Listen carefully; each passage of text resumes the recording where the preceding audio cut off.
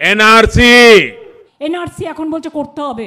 সমস্ত কিছু পদ্ধতি প্রায় শুরু হয়ে গেছে বন্ধুরা। এনআরসি শুরুর আগে বিভিন্ন পদ্ধতি অবলম্বন করা হচ্ছে, বিভিন্ন নিয়ম স্টেপ বাই স্টেপ চালু করা হচ্ছে। আপনারা প্রত্যেকে জানেন 2025 সালে সেন্সাস এবং এনপিআর হওয়ার কথা রয়েছে, মার্চ মাসে হওয়ার কথা রয়েছে। এখনও পর্যন্ত সরকার নোটিফিকেশন দেওয়া হয়নি। খুব শীঘ্রই এপ্রিল মাসের দিকে না হলে বন্ধুরা এটা জানিয়ে দেওয়া হবে যে এই বছর এনপিআর বাই সেন্সাস হচ্ছে কিনা। তো বন্ধুরা, এনপিআর সেন্সাস হলে যেটা অনলাইনেই হবে, ডিজিটাল মাধ্যমে সর্বপ্রথম ভারতেই হচ্ছে।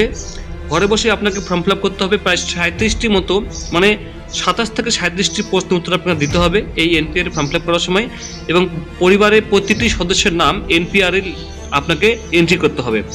এই সমস্ত কিছু সঠিক তথ্যের ভিত্তিতে বন্ধুরা দেওয়া হবে সিটিজেন কার্ড, যেটা অলরেডি ঘোষণা করা হয়েছে।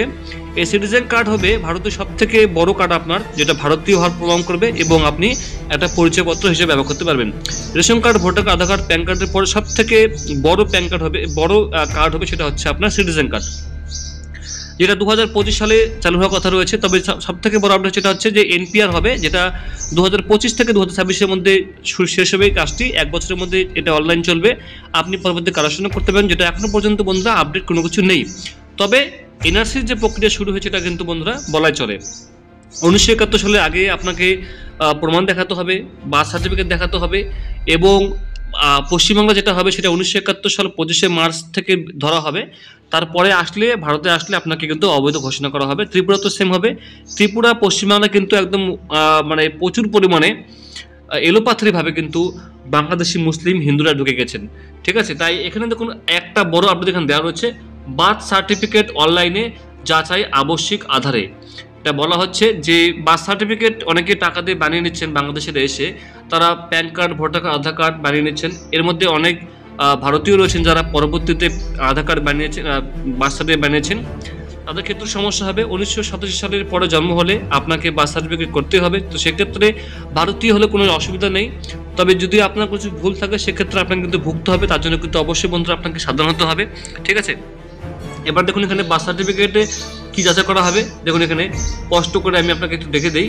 পুরো এখানে আমার কাছে নোটিশ রয়েছে, এখানে আপনারা যদি দেখেন তাহলে বুঝতে পারবেন বন্ধুরা। বলছে দেখুন, দিল্লি, ঝাড়খণ্ড, উড়িষ্যা থেকে শুরু করে পশ্চিমবঙ্গের নদিয়ার বগুলা পাহাড়ের মতো চেপে বসছে জাল আধার কার্ড চক্র, ঠিক আছে। তার উপর উত্তপ্ত বাংলাদেশ পড়োশী বাংলাদেশ। এই চক্রকে নির্মূল করতে এবার কঠোর পদক্ষেপ নিল আধার কর্তৃপক্ষ। ইউআইডিএআই ও পশ্চিমবঙ্গ স্বাস্থ্য দপ্তরের যৌথ সিদ্ধান্ত, আধারের তৈরিতে এখন করাতে হবে বার্থ সার্টিফিকেট অনলাইন ভেরিফিকেশন। মানে আধার কার্ড নতুন করতে গেলে আপনাকে এখন বার্থ সার্টিফিকেট, বাচ্চার হোক বা বুড়ার হোক, একটা বার্থ সার্টিফিকেট বেশি করাতে হবে। এ বিষয়ে সম্প্রতি পশ্চিমবঙ্গের আধার আধিকারিকরা স্বাস্থ্য দপ্তরের শীর্ষ কর্তাদের সঙ্গে বসে কিন্তু বন্ধুরা বৈঠকও করে নিয়েছেন, ঠিক আছে। এখানে দেখুন সমস্ত কিছু লেখা রয়েছে এখানে। বৈঠক করেছে সপ্তাহ 2-1-এর মধ্যেই এই কর্মসূচি শুরু হয়ে যাবে বলে জানানো হয়েছে। পরিকল্পনা বাস্তবায়িত করতে রাজ্য ও আধার কর্তৃপক্ষের মধ্যে বৈঠকের কথা নিশ্চিত করেছেন স্বাস্থ্য সচিব নারায়ণ সরব নিগম। 2022 সাল থেকে অনলাইন বার্থ সার্টিফিকেট চালু করেছে রাজ্য সরকার। জন্ম মৃত্যু তথ্য পোর্টাল থেকে দেওয়া হচ্ছে জন্ম ও মৃত্যুর যাবতীয় শংসাপত্র। প্রতিটি সার্টিফিকেটে কিউআর কোড থাকছে। সিদ্ধান্ত হয়েছে এরপর থেকে 18 বছরের নিচে কারো আধার কার্ড তৈরি করতে হলে গেলেই বার্থ সার্টিফিকেটের কিউআর কোড স্ক্যান করে দেখে নেওয়া হবে সেটি আসল কিনা।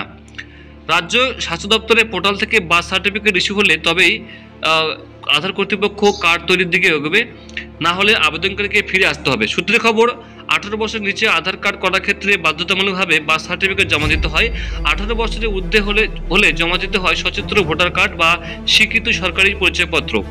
সম্প্রতি দেখা গিয়েছে শুধুমাত্র আধার কার্ড তৈরি করবে বলেই জাল বার্থ সার্টিফিকেটের চক্র ব্যাঙ্গি ছাতার মতো গজে উঠেছে দেশের নানা প্রান্তে। রাজ্যে রাজ্যে পুলিশি হানার পরও বাগে আনা যায়নি প্রতারণার বিরাট চক্রকে। পরপরে পুরো ব্যবস্থায় আরও স্বচ্ছতা আনতে দেশ জুড়ে এমন পরিকল্পনা নেয় আধার কর্তৃপক্ষ। সংস্থার এক মুখপাত্র বলেন, পশ্চিমবঙ্গে বছরখানেক আগে আমরা এই পরিকল্পনায় হাত দিয়েছিলাম, সেটিও আরও নিখুঁতভাবে গুছিয়ে বাস্তবায়িত করাই আমাদের প্রধান লক্ষ্য। জন্মমৃত্যু পোর্টালের জন্য ইতিমধ্যে দালাল চক্রে মৌরসি পট্টায় ঢিল পড়েছে। মানুষের মধ্যে নথি হাতে পাওয়াটাও এখন অনেক সহজ হয়েছে। এখন কিউআর কোড স্ক্যান করে যদি দেখা যায় ওই জন্ম শংসাপত্র পোর্টালে রয়েছে, তাহলে সেটি জাল হওয়ারও কোনো সম্ভাবনা থাকবে না।